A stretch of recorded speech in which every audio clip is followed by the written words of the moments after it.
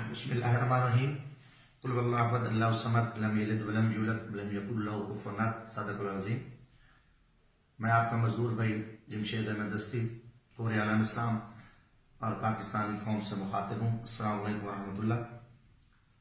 گزشتہ روز حکومت پاکستان نے تحریک لبیک یا رسول اللہ کے سربراہ علامہ خادم حسین رضوی اور ان کے ساتھیوں کو گرفتار کیا، جس کی میری پارٹی پاکستان عوامی راج پرزور مذمت کرتی ہے اور ان کی فوری رہائی کا مطالبہ کرتی ہے۔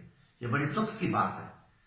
ماضی میں بھی یہ حکومتیں یہودی ایجنڈا لے کر قرآن پڑھنے والوں پہ گولیاں چلائیں اور ان کو جیلوں میں ڈالا اور ان کو شہید کیا بے گناہ، اور اب موجودہ حکومت بھی اسی راستے پہ چل پڑی ہے۔ یہ کون سا ایجنڈا ہے کہ آپ نے یہودیوں کو خوش کرنا ہے جو اللہ کا نام لینے والے ہیں، جو سچ کہنے والے ہیں، جو حق کہنے والے ہیں؟ پاکستان نبی صلی اللہ علیہ وسلم حضرت محمد صلی اللہ علیہ وسلم کے صدقہ میں ملا ہے۔ یہاں اس ملک میں کسی گستاخ رسول کی کوئی گنجائش نہیں ہے۔